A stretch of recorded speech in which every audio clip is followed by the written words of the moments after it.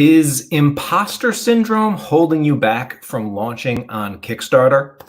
This is what I want to talk about in today's video. I want to actually look at imposter syndrome and how it can hold us back from doing things like that are going to move our career forward, like launching on Kickstarter or playing a bigger game in our creative life and our creative businesses. And I'm also going to share some tips and some strategies for how you go and beat imposter syndrome and move yourself forward. My name is Tyler James. I'm the publisher of Comics Tribe. I'm the founder of Comics Launch Pro, which is a training program and community that helps comic creators confidently build audiences and launch awesome Kickstarter projects to them. And I wanted to just make sure that you knew that I have a resource for you if you are someone that is interested in planning your first or next successful Kickstarter launch. It's a free, short Kickstarter roadmap especially for comic book creators. So you can get that at comicslaunch.com/roadmap. But what I want to talk about in this video is something that comes up a lot. I see this in a lot of the messages that come to me. I see this in the challenges that I ask creators about. I see this in some surveys. I see this showing up in groups a lot. This idea that we feel like we're faking it more than we're making it, or that we're an imposter. And as a result of feeling like we're an imposter, therefore, that means a platform like Kickstarter isn't right for us, or even going and getting a table at a convention when there were conventions more prevalent, or making that reach out to an artist who we'd love to work with, or asking a pro for a cover. Like, there are all of these things that we see as things that could move us forward, but if we feel like an imposter, chances are we're not going to take those actions. And this idea of imposter syndrome really just is derived from a lot of lack that comes up. Like, we feel things like we're not ready, or we're not established enough, or we're not good enough, or maybe we're not making enough money, or we're not pro enough. Like, all of these things that really create sort of chicken and egg problems, right? Like, if the idea is I can't launch a Kickstarter to raise funds because I don't feel like I'm a pro enough, or I'm not already making enough money, so therefore I can't do a crowdfunding to make money. Well, then how are you ever going to get off the ground when those are the ideas in our head? And so the big reframe that I want to do for you all is just to tell you categorically that it's not that successful creators out there, the creators you look up to, the creators that are out there like having incredible success, that are launching big projects, that are just putting out the books and getting their books on the shelves, that are launching on Kickstarter and raising tens of thousands of dollars or even more. It's not that those successful creators never felt like imposters. Rather, it's that they didn't let that feeling, which most, if not all of them, have at some point in their life, but they didn't let that feeling stop them from launching and moving forward. And, there have been times in my career that I felt imposter syndrome. One of the biggest examples of that was sort of over a decade ago, where I found myself at New York Comic Con, and I had a pro badge around my neck.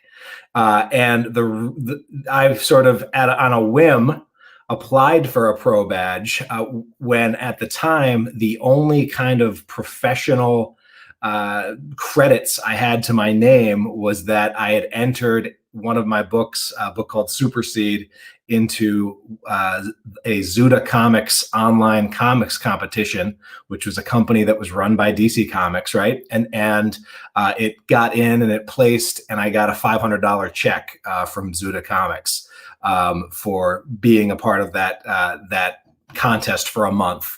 And so I basically, said, all right, hey, I am now a pro. I've been paid by one of the biggest comic publishers in the world, a small amount of money for a small amount of comics once that appeared on a site online. And I used that and I applied for a pro badge, and wouldn't you know it, I got accepted, and they sent me my pro badge, and I was able to go to New York Comic Con. And at that time, it was actually, I think it was actually free. They've since changed how their pro badges are. Over the past couple of years, it's actually been really hard to get pro badges, and the screening criteria is crazy. And you often will see, established names that are struggling to get pro badges, and it wasn't always that case, or it wasn't that difficult earlier. But either way, there I was with a pro badge, walking around New York Comic Con, surrounded by the biggest names in comics, celebrities, superstars, artists, and everything.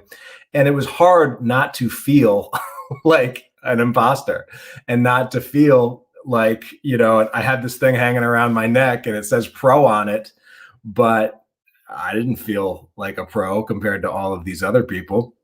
And it almost, in some cases, it felt a little bit like, everyone was looking at the pro badge and being like staring at the badge, and everyone could see, and they're going to find me out, right? And obviously, all of that stuff in your head is just in your head. Nobody's paying attention to you or all the other things that are going on at New York Comic Con. Everybody's doing their own thing, but it was still there. Those feelings were still there, and there was like a day where I almost thought about not going back to the show because of those feelings, right? That inadequacy. But I did, and I kept going, and I fought through it, and I worked up the courage to talk to some creators and make some connections and do some things. And it's not like there was any one major super breakthrough from that particular event, but it got things going for me. It got me around those creators. I did have a couple of really strong conversations with creators, and it moved me forward. And, 2 years later, I wasn't just walking with a pro badge. I actually had a table in Small Press Alley.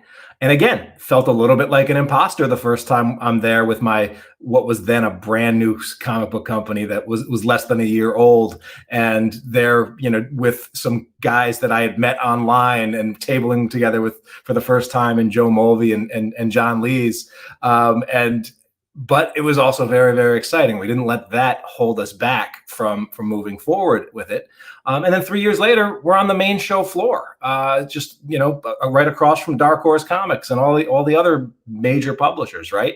And again, you feel a little bit of it then, but you also know that focusing on that feeling isn't helping anyone. It's not, and certainly not helping you. And so by feeling those feelings, but still moving forward with your launches, with the next step for you, that's how you beat it. And so if you're someone that's still been struggling with this stuff and finding it's hard to get out of your own head with this imposter syndrome, and find that you're showing up small, or you're not promoting your stuff, or you're dragging your heels to put together your Kickstarter campaign, or you're basically just letting fear of being judged and fear of being an imposter slow you down, here's the biggest tip to get over that.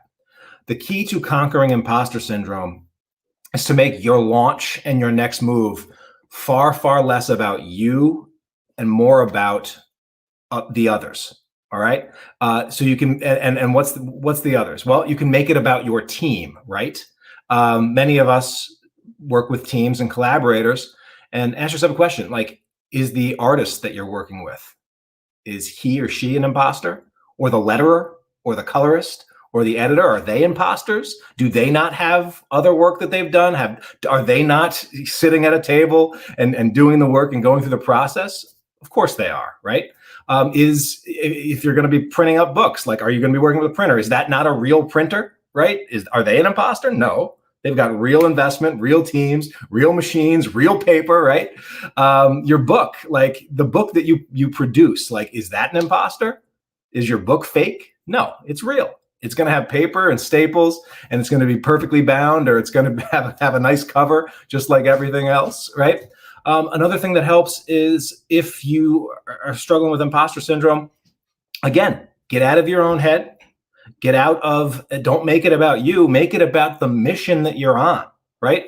Are you about something that is bigger than yourself? A lot of you are writing the books and creating the comics that you wish were on the stands for kids like you when you were growing up, and they weren't, right? Or a lot of you are driven by a cause or a mission, whether it's justice or social justice, whether it's diversity, whether it's inclusion, whether it's the environment, whether it's just simply the love that you have, like the deep love and appreciation that you have for horror or comedy or sci-fi or whatever it is that you work in.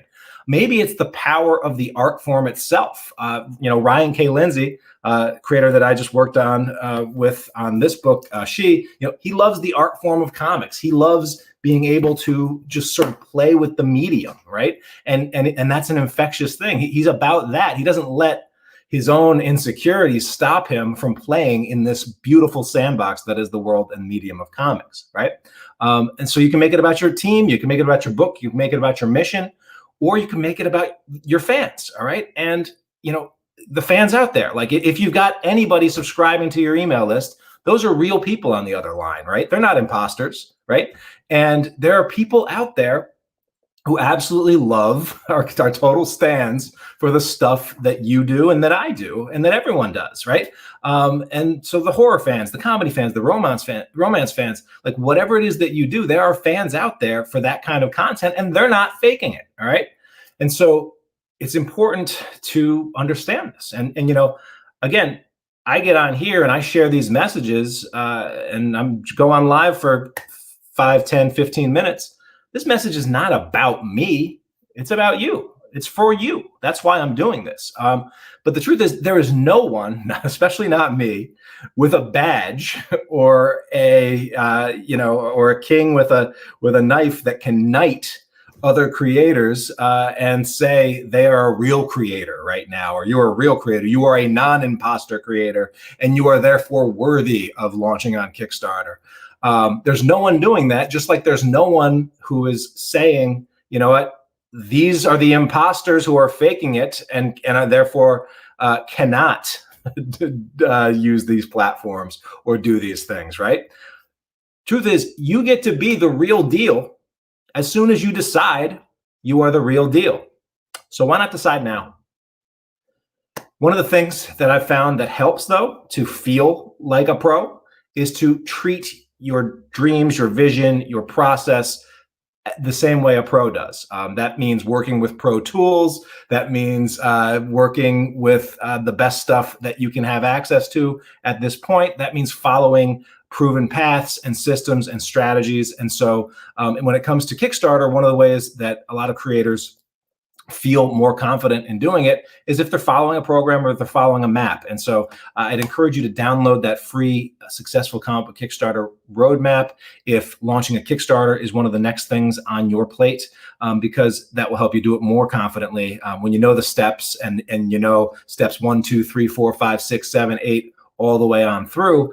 You will be more confident and feel a lot less like an imposter when you go to start walking on that journey. So grab that roadmap at comicslaunch.com/roadmap if you haven't, and I can't wait to see what you launch next.